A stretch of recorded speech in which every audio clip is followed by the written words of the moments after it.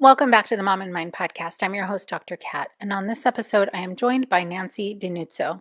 She is sharing her story of postpartum psychosis, the various factors that led to it, navigating the healthcare system, the lack of understanding of perinatal mood and anxiety disorders in the community, and what she did to prevent, to the best of her ability, with her second child experiencing postpartum psychosis again.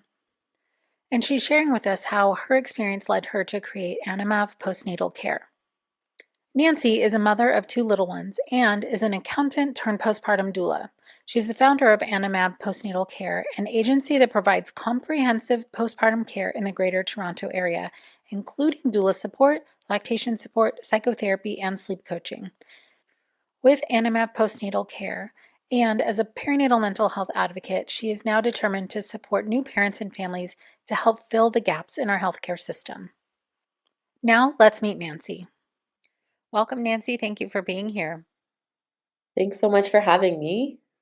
Yeah, I'm really grateful that you're coming on to share your story and the work that you're doing. It's really both are very important. So I just invite you to start wherever you'd like to start with your story. Awesome. As I have lived experience with mental health crisis, as I've shared, I experienced postpartum psychosis when my daughter was born during the pandemic in 2020. And that is what inspired me originally to create Anima Postnatal Care, my new agency. As I mentioned, I am based in Toronto, Canada, and we provide services for families all across Toronto and virtually across Ontario and beyond. And essentially, when I created Animav, it was really to offer preventative care and support families so that they don't end up where I was, really. Like that's the at the root of it, what I'm trying to prevent. Sure. So to share more about my story, it was my daughter was my first, and so I was a first-time mom, and my experience came on fairly quickly. It was just 5 days after giving birth that I ended up in the ER, and it was primarily due to sleep deprivation. I had a perfectly healthy pregnancy and healthy life up to that point. I had never even been a patient in a hospital, never broken a bone or had any stitches. The first time I'm in a hospital, I am like admitted to a psychiatric ward. It was very scary and very confusing time for me and also for my family. Of course. So it was just traumatic, and I'm very thankful that I was able to have another child afterwards and have a much more positive experience the second time. Mhm. I'm happy to chat more about that, but Yeah. really here to as an advocate in perinatal mental health and also to share my own story, to Mhm. increase awareness about things that can happen, to of course reduce the stigma and just really confirm and validate anyone else that has had these types of experiences. It doesn't necessarily have to be postpartum psychosis. It can be anything during pregnancy, during after a loss, during postpartum. There's so many different things that, as you of course know, parents can face during this time. Absolutely. Thank you for all of that. Yeah, I think perinatal mental health conditions are already very misunderstood, but I think postpartum psychosis is the most misrepresented. But from my perspective, anyways, it is not represented correctly, and people have wrong ideas about what it is and how it happens and how it impacts people. So I'm very grateful that you're open and here to share your story. And I think it would be helpful to whatever extent possible to talk about those 5 days, at least initially here, to talk about that to help people understand what happens. And 5 days might sound very fast to some folks, that something could be fine one day and 5 days later not, but there's something was happening in between those 5 Yeah, days. for Would you sure. mind sharing a little bit about what happened? Yep. And I jumped right in, but definitely we can go through it in much more depth. And as I said, I share my story very openly. It all began, not to go too far back, but I did have a certain birth plan in mind, and I wanted to avoid getting an epidural. I wanted a natural birth. I had done a hypnobirthing course, and I had done like all the educations and courses you can imagine in terms of caring for my newborn and preparing for labor and birth, and really no education around postpartum. So when I was in the hospital, I was laboring in triage in a triage room because they didn't have private rooms available Mm-hmm. because of COVID. So that was definitely a factor that made things much worse for us. Mm-hmm. So I had imagined this like peaceful atmosphere to set up my space and give birth the way that I had envisioned. But I was in triage, like hearing women coming and going, screaming, having their babies, and Mm-hmm. it just really impacted me and my like headspace. Yeah. So after 20 hours, I also wasn't progressing. So after 20 hours of being in labor with no pain medication, I was like shaking and throwing up, which I didn't Oh, know at the time that was normal. Like shakes are okay. Yeah. definitely normal during that period. And the nurse basically told me I had to get an epidural at this point. So I did.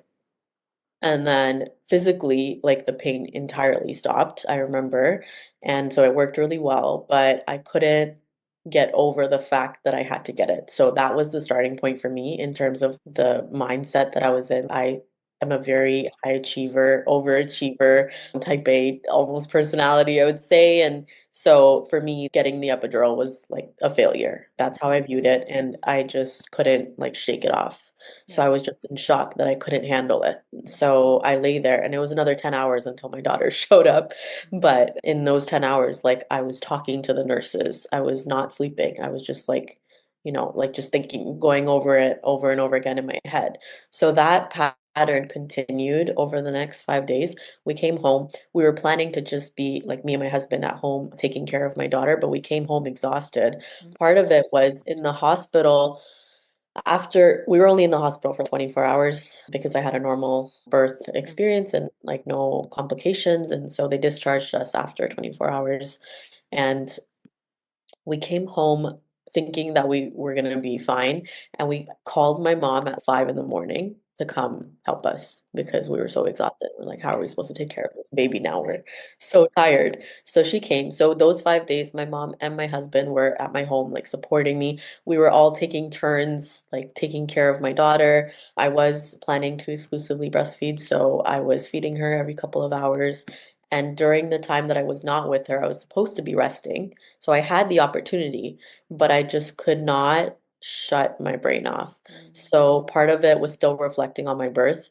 Another part of it was just thinking about like how my husband and my mom are doing, taking care of her. It wasn't that I had any kind of trust issues, but it was just like making sure that they were doing things perfectly, like this Mm-hmm. perfectionism aspect of it. And how do I know that she's okay if I'm not there with her? Yeah. So just having all these thoughts constantly running through my head and just trying to figure it all out. Like it was just on like hyper drive, Mhm. right? And And this so is that like this that kind of hyper drive that you're Mhm. experiencing. Was that the first time you'd ever experienced any intensity like that? To that level, To that yes. level. Yeah, So yeah. yeah, so for sure I've had stress in the Yeah. I've never been diagnosed with any kind of mental health concerns previous to the psychosis, Hmm. and but I have dealt with like stress, anxiety, I would say in general, whether it's Sure. related to work or school or whatever, just that type of thing, but never like to the point where I couldn't function. So with that, they were supporting me and I couldn't turn my brain off, as I said. So I hadn't slept in days. So my labor, it was almost 30 hours and then coming home. So it was by the point that I had hit 5 days, I hadn't slept in a week. Oh no. So I'm talking like I don't even know if I slept like an hour or two in a 24-hour period. I don't think even that. Did anybody else know that? So my partner, my husband, and my mom knew, and they just kept telling me go to sleep. Mm. But they don't know what I'm doing in my room necessarily. Oh, oh, okay, So got it, got like it. they like and they probably think I'm still like resting, even if I'm not Hmm. sleeping. But they did notice that I kept making lists and telling them to do things and this and that. So they were noticing that and they just kept telling me to go to sleep. And the fifth day, like when the day that I ended up in the ER earlier that day, I started having hallucinations. Mm. So for me, they were never, I'm very thankful for this, that they were never like suicidal or homicidal. And I have no idea how psychosis presents itself in certain people compared to others and Sure, it how those varies. show up. I don't know if we have those answers, right? It was like religious to some extent or spiritual, if you want to call it that. For example, one of the examples, like I looked in the mirror and I saw my face like transforming into my mom's face. I'm not going to get into too many details on the hallucinations, but there were like several throughout the day. And I couldn't tell, is this actually happening? It was very difficult to tell if it was real or not. Yeah. It really I felt real. I have a question for you Yeah. because there was like an older way of, I guess, people who hadn't experienced postpartum psychosis, as they would describe or try and talk about or teach. If you're not distressed or disturbed by the thoughts, then it's a psychosis. Hmm. But this is like an old, Yeah. sorry, this is like an old idea. And I think it's important, like in this moment, in those moments where you were experiencing that, do you recall how you felt about it and I what don't think I was distressed. Yeah, I don't think I was. I was did it probably, disturb you? Did it bother you? Did it concern you? Or did it just feel like this thing was happening and that's it? I thought I was having like a spiritual experience. That's what I thought. I Right. thought somehow I have done this magical thing, like you're bringing life into the world, and that has somehow unlocked like a realm of like Mhm. possibilities. Mhm. So for me, like I thought I was just having some kind of experience. Okay. Yeah. Okay, thank you for that. Some people who haven't had as quick of an onset have some waxing and waning Yeah. and have that are disturbed by it. Mhm. So what you're describing is important also because it sounds like this just felt not normal, but it felt like a gift Yeah. almost. Yeah. It wasn't like threatening or I wasn't like freaking out about it or anything like that. You weren't Yeah. scared by it. So no, Yeah, not that by that, no. got it. And Thank you. yeah, no problem. And then so I called 911 myself, not because of the hallucinations. I called them because my mom was trying to take my daughter and tell because she really wanted me to go nap by this point, right?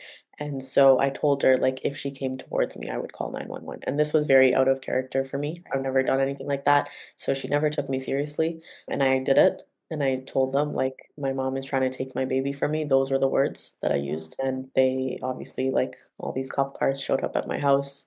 They interrogated my family and they concluded that I was the one that needed to be taken to the hospital. So that happened. Does all of this feel very clear memories for you?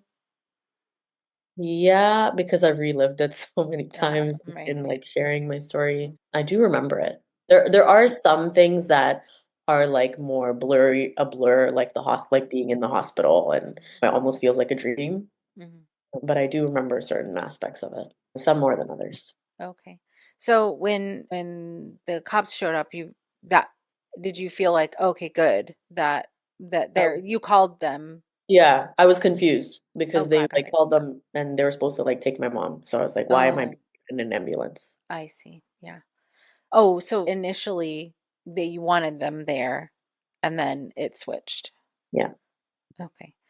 I didn't like resist or anything, but I was really so something in between that period of leaving my house and being in the hospital. I remember thinking that I was either dreaming or dead when I was in the hospital because I was alone, first off, because of COVID, like no one could even go in the ER Oh with me. gosh. It just made Oh, everything made so it much so harder. much worse. Yeah. And it was I was like on so I was on a stretcher like in a hallway, in an open hallway. I had all my belongings taken from me, including my cell phone and my Mhm. wedding ring, Mm. and they locked it away and I was leaking through my gown. Yeah. So at this point I had like completely lost touch, I'd say, with reality, and I definitely thought that this was not real until like my dad showed up 7 hours later and told me that I was. So in the you were in there by yourself for that long? Oh my gosh. Yeah, That just is having a my blood long pressure, time to just feel having that my way. blood pressure checked again and again. Wow. So was at that point, was it the emergency room or had they transferred you It to a was bed? the ER, and it gets worse. Oh, And I was discharged, I would say incorrectly, and I ended up back 3 days later. Go ahead. what, yeah, what did they do to I help checked my you? records. It did say that they suspected postpartum psychosis and they still discharged me. Yeah. And yeah. And they prescribed a sleeping medication, basically, which I didn't take. Okay. So it I like know. I have so many questions like the there's so many gaps in Yes. what should have happened and the care Yep. you should have gotten. Which after we go through this a little bit, we can go back and talk about what should have happened. So this is a long period of time. You're by yourself. That's I don't know. Did you feel scared at that point? Do you recall? Yeah. I Terrified? told you, I thought I was dead. Like, I thought I was either like dead or dreaming, one or the other for sure. Because I was walking around barefoot. I didn't have my shoes. Like, they took my shoes. Wow. And I was like, I remember going to the bathroom and I didn't wash my hands because I was like, COVID doesn't matter, like at this point, because I'm not alive. Who Oh, yeah. cares? Yeah. Oh gosh. Yeah. So did they give you medication in the hospital? Nothing. They discharged you Well, and like gave a you prescription for lorazepam or something. okay. Yeah. Okay. Speechless. Sorry. I'm Speechless. like, how did you get released? Yeah, I know. Part of it was my dad convincing the team, Mm, medical professionals that saw me, that I was fine. mm. And that comes into the topic of mental health and cultural stigmas. So I Okay. am Indian by background, FYI, to Mhm, clarify. mhm. And we don't believe in mental health in my culture. Let's put it that way. Got it. Okay. And Okay. by So we, I do not mean I, obviously. no, I understand what you're saying. Just culturally, right? Yes. Either don't believe in it or and don't understand it. Yes. Okay. So was the hope that they could get you home and just take care of you and Yeah. you'd be Like fine? fix me. Yeah. Okay, Or like right. just get me Like to coming rest. from a good place. Yes, of course. Yeah. Mm, Super protective. I'm an only child, so like my parents became super protective during this time, yeah. wanted me home. So they took me to their home actually, which again, probably not the best thing because I was separated even further from my daughter. And those, I think I was at their place for maybe 1 or 2 nights to try to get me to sleep. I slept like a couple of hours, but then on the third day, like the day that I ended up back in the hospital, I was actually physically shaking Mm. and my heart rate and my blood pressure were over 200. The machine was not Oh, reading it. oh my gosh. Yeah. Oh, So obviously like very much in like crisis. yeah. So I ended up back. At this time, they admitted me. And I thought that my husband would be allowed to stay with me. Like he packed his stuff, he went with me, waited with me in the hospital, and they didn't let him stay. Oh my gosh. Yeah. Yeah, COVID just made everything so much worse. Not just COVID, the psychiatric ward doesn't allow for overnight visitors. Okay, but Yeah. could you have visitors? I Or did they during the did? day he could visit. Okay. Yeah. So at this point, did you like how did you understand what was going on? I didn't. It got even worse because the psychiatrist in the hospital put a label on me and said that I was bipolar and probably needed to be on medication for the rest of my life. I'm telling you, it just gets funnier. My coping mechanism is laughter. I'm either laughing or I'm crying. So when Right, I share right. my story, I either laugh or cry about it. And so he put that. So there was so much confusion around like this new label. I was like, what do you mean I'm bipolar? It just out of nowhere. I have a Without baby. having I'm a bipolar. a history. Yeah. So as a follow-up with my second, this psychiatrist I saw preventatively told me that I wasn't. Okay, okay. Great. You have to Very like have a confusing. full history to diagnose Yeah. that. Okay. Wow. So in now being admitted into the hospital, what was that experience like? The psychiatrist wasn't getting it. It was pretty terrifying because I was surrounded by people that were there for reasons other than having a baby and being sleep deprived. So just being in that environment was scary. They also were not prepared to have a new mom there. Mm, So I could barely like get pads. Yeah, like they had to. look around to find them. Definitely no such thing as like a sitz bath and all these things. And I kept requesting specific things, and it was just really difficult to get like the actual care I needed. When my family took me back to the hospital the second time, they thought that I'd be in like a maternity ward, Mhm. and they would just send me back there because I had a baby like a week ago. And that was really tough. Even like some of the nurses didn't even help me like get out of bed. We haven't even talked about my physical recovery. Yeah, I mean, like you I just had had a a second baby. degree I had a second degree tear. Like I couldn't really walk. I had hemorrhoids. I couldn't like physically walk that well. It was pretty bad. Wow. Oh my gosh. Could anybody bring you supplies? Did they allow? They didn't let me keep stuff in my room because everything was a hazard. So I had to ask for each item one by one. Yeah. And it was like annoying. To them? Yes. Oh my gosh. Wow. So how long were you there? 6 nights. Was it like Longest six just like nights of my life. I'm sure. And I was also separated from my daughter. Like we Yeah. haven't even gotten into that. So I lost my milk supply Oh, because of our separation. I had so much, like feelings around the separation. Like when I came back, I'm saying I felt like my mom and my mother-in-law, my husband, like all know her so much better than I know her. yeah, And I just wanted to be alone with her, right? Had all those feelings. Also the guilt around not breastfeeding like lasted for several months. I'm sure. What else? Yeah. While you were in for those 6 days, how did they give you medication? Did you get to sleep? They The first night, I wasn't going to sleep and I was like asking, I guess, a lot of questions, and I didn't want to take medication at the time and I was like resisting it. I know, knowing who I am, that I never would have done anything to threaten anyone in any way, but for some reason they held me down and injected me with Haldol and strong, I don't know, I forget Oh the my second one, gosh. but yeah, like strong dose of antipsychotics. That incident, that was the first night. That incident really stuck with me, given where we live. We have rights, we have Mhm. freedom in theory, and all these things. And like these professionals, obviously, they're doing their job to the best of their abilities, but they don't even know me. Right. Right. And I didn't even think about like until I actually did the perinatal mental health certification in Canada. And when we were doing it, we talked about the cultural aspects and things.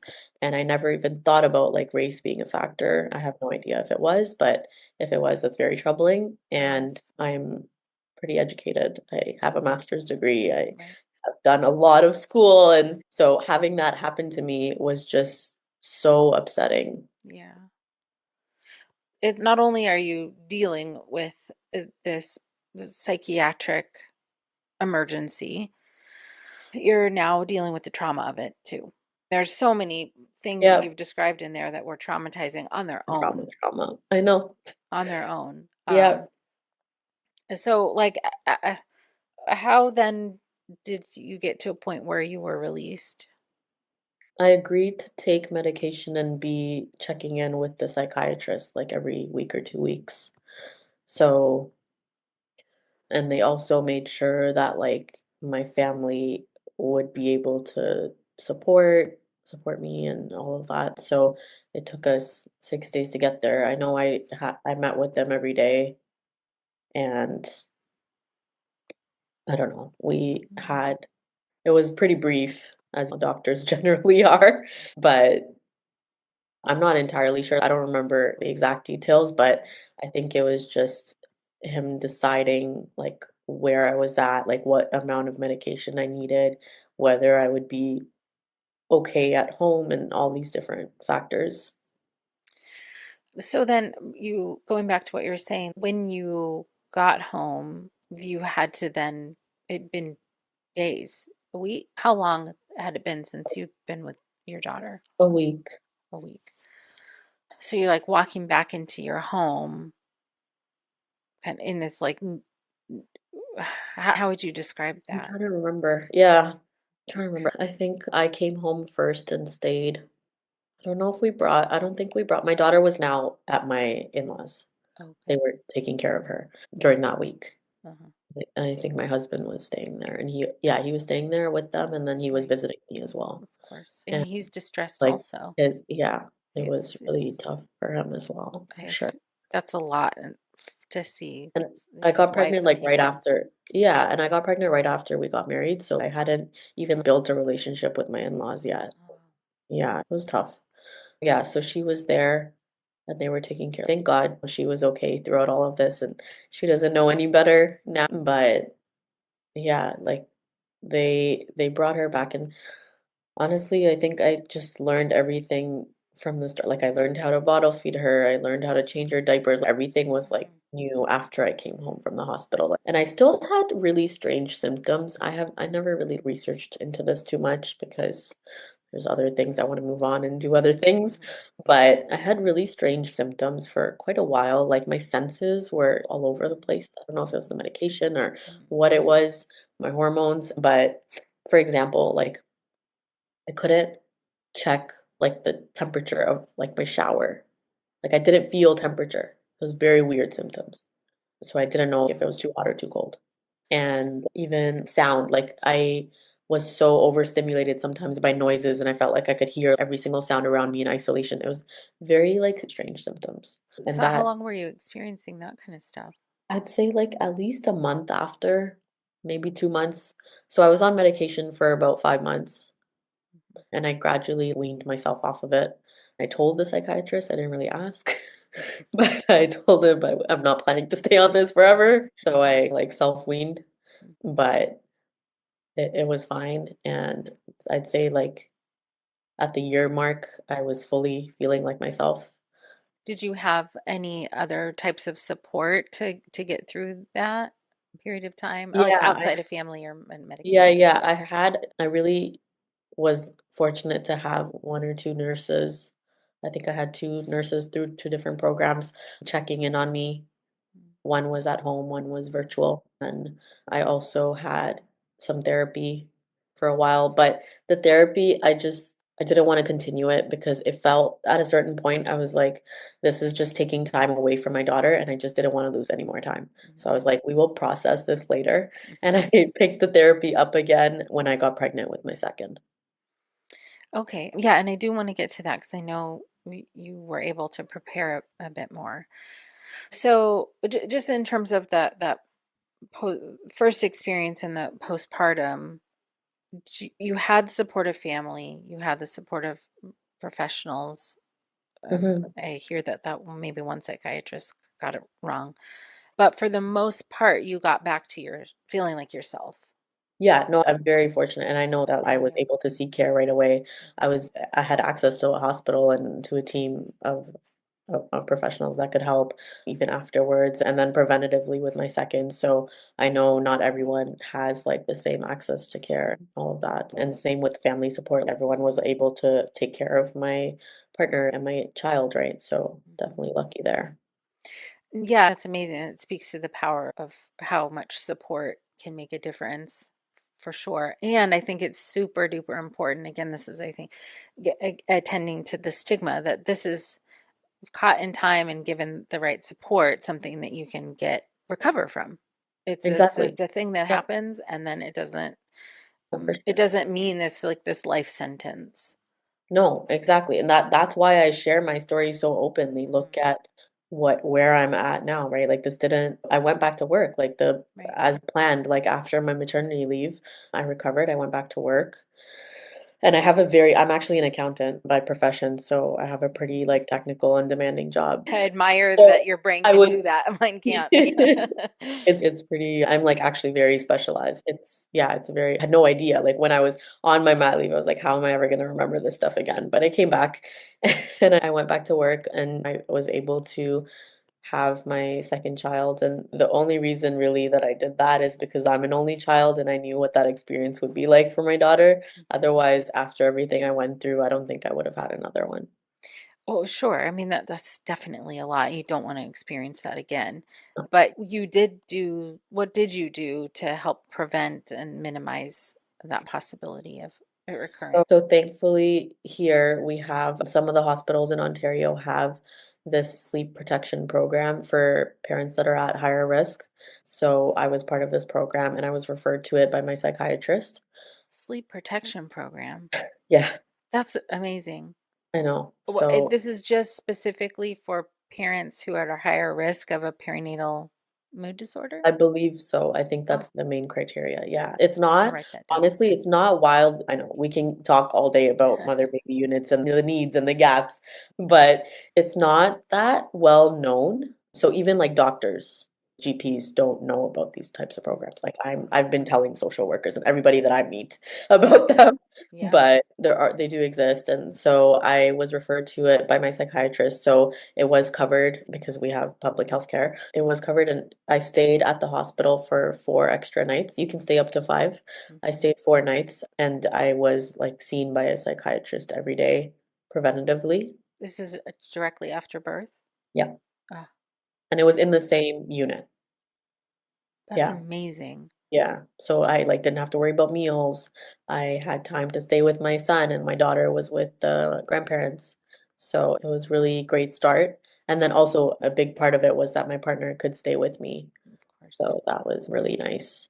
And so it was like our time together with our son, and I feel like that was a really great start. My birth experience was also, I switched hospitals for my second. So my birth experience was also a lot better. COVID was not as serious of Right. a concern Right. during that time. He was born in 2023, my Hmm. son. Hmm. It just, everything just went smoother. I also had an easier delivery, right, with the second one. And I just Yeah. felt more like empowered and control. I felt more involved in the decision making. Right. Obviously, we know all these things can have a huge impact on like For trauma and how sure. you feel about your birth.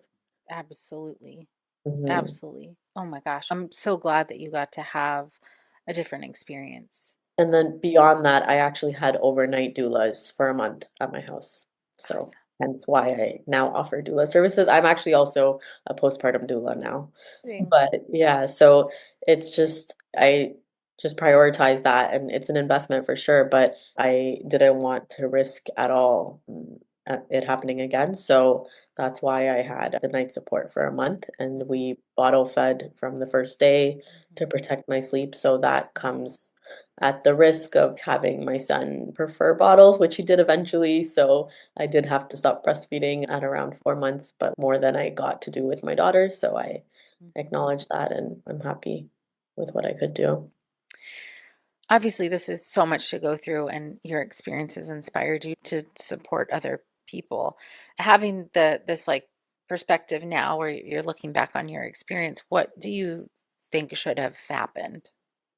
I think every OB and midwife in their prenatal appointments, meeting these parents for 9 months, 6 months, whatever it is, need to bring up at least the possibility of something not going as planned or of Mhm. having a perinatal mood and anxiety disorder, what that is, what are the signs and symptoms, like at least one conversation, maybe a poster in their office, Mhm. anything, like just we need like general mass like education and awareness for the entire society so that a partner can pick it up, a parent can pick like a sibling, like Right. anybody interacting with that parent. It should not be just the parent's responsibility to have that education, like everybody needs to know. Absolutely. So that's number one. I think the lack of awareness is huge, and not just for people that are at risk. Like this was me coming into this with no risk factors, right? So just when I went through that, even as I was sitting in the hospital, I was like, something needs to be done about this. I knew, like, even in my psychotic state, that I was going to be doing something about this because it just blew my mind that this could happen to me.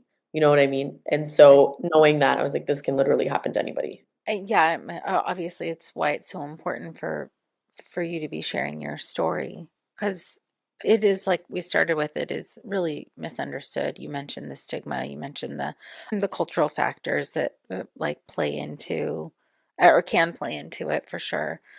And it just begs the question of if you had gotten some preventative support, if this were caught earlier, if you did have different, even if it did develop, if you did have different support in the ER, if they knew what to do there. And there's all these Mhm. ways in which could have been prevented from progressing much For sooner. sure. And I never really gave much thought to this until like now when I'm doing all this work, but Hmm. who knows what could have happened in those 3 days when I was discharged. And there are people, I'm lucky I Yes, was admitted, even though I hated being there and it was traumatic, like at least I was surrounded by medical professionals. What about the people that are like in their state of psychosis on and off for like months and years? Like yes, it's terrifying to think about. absolutely it is.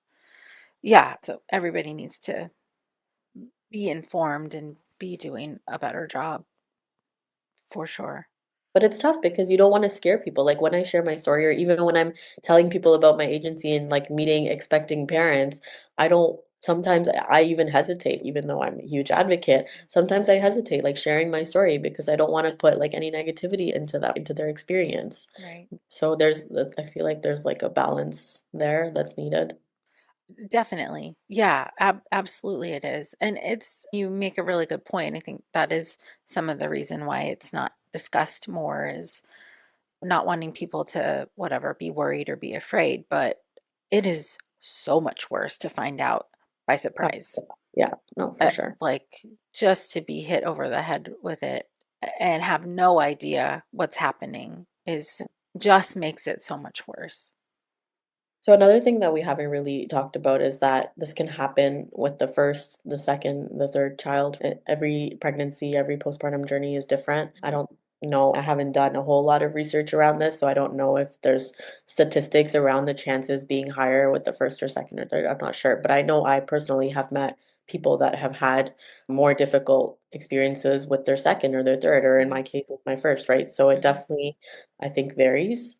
And another thing I really want to emphasize is that just because you had a difficult experience with your first doesn't mean that it has to happen again. Like you're not Right. doomed or destined to live through that again. Yeah. That was definitely a huge fear that I had. And so as I mentioned, I did therapy when I was pregnant with my second. Mhm. And during that time, I really worked on like processing everything and also just managing like my anxiety around it happening again, doing everything that I could do to line up more support. I even went as far as talking to the psychiatry team at my new hospital Oh, because I nice. was, even though I was in that sleep protection program, which was part of the maternity unit, I was like, I just want to know what is going to cause you to transfer me to the psychiatric ward. Like I was so traumatized by that. Of So course. what factors are going to lead to that? And Right. so I wanted to meet them so that they knew who I was before to meet me like while I was fine and in my normal That's state. great. That's So great. that I don't remember, like I think a nurse, someone had suggested that to me, and I just really think that was such a huge thing for me. And then, So also, if yeah. something does happen, you're not meeting them for the first time. Exactly, Hmm. exactly. So that really felt like real comforting. Of course, I did like prenatal yoga and all these things and just work like affirmations and mindset work, like just making sure that I was in a good headspace.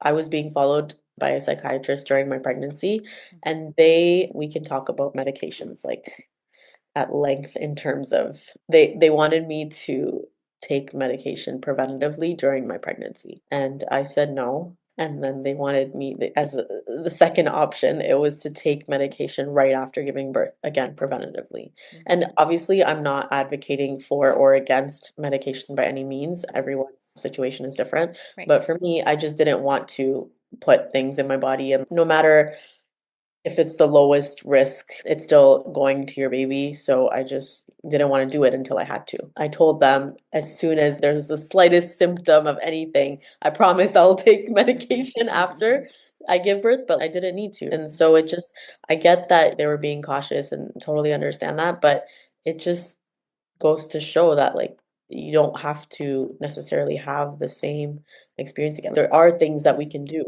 to Hmm. protect ourselves, right? And protect Right. our mental health. Yep. I'm so fortunate to have met others. People from the States have actually reached out to me through my work with PSI or however they found me. They've reached out to me because they're now pregnant with their second and they had postpartum psychosis or they're planning to get pregnant. And I've had calls with complete strangers about this. It's amazing. And yeah, it's really amazing to have that opportunity. Oh, that's so cool that you're able to support people. It goes so far to know that somebody else has gone through it and they had a good or better, at least a second experience. It's just having that hope could be potentially so relieving. And then I do want to talk about the work that you're doing in your clinic because it sounds like you've integrated being able to at least inform or check in on people's mental health Mm. while supporting them with all the other aspects of birth. For sure. So we don't have a physical clinic. We provide support in home as well as virtually. Mhm. So just to give a high level summary, we have postpartum doulas, lactation consultants, psychotherapists, and sleep consultants. And as I was choosing like each of the services that we offer and adding them on, for me, all of them tie very deeply into mental health and protecting mental health, right? And Absolutely. at the same time, sleep, Mhm. protecting sleep, right? So given my own experiences and journey, I think like these services can help prevent mental health crises. I hope like that's obviously our goal, but even if someone is not in crisis or will never be in that state, it's still helping them have a much more positive experience. And like when they Right. look back to their postpartum experience, I want them to look back at it in a positive light and not like having any resentment or any guilt or any of those negative feelings. So that's really the goal of our services. In home, we have services across like Toronto and regions nearby, and then virtually, we have services across Ontario as therapists are licensed for certain areas. So Right. our psychotherapists are licensed in Ontario, but our sleep consulting services are available virtually and globally. So definitely, if anyone needs those, we are happy to support them. Are these sleep consultants for parents For of children, babies or both? children sleep, and then as a side effect, parents sleep. Yes, yeah. Yeah. I know there is so much more to your story and experience. We're just getting a snapshot of it, but you did do a couple of deeper dives into some parts of your experience, which I really appreciate. I know you've talked about this, and you're open about it, and I would really appreciate that you've taken the time to do that here as well. No, thank you so much for having me. As I mentioned, my goal really is to increase awareness of things that can happen, and everyone's experiences being different, and also just to encourage anyone that has gone through a difficult time or is currently going through a difficult time to know that they're not alone in this, and there are definitely others out there that have had similar or not always the rosy and positive experiences after having a baby. Thank you. Thank you so much for your time and for sharing with us today. Thank you.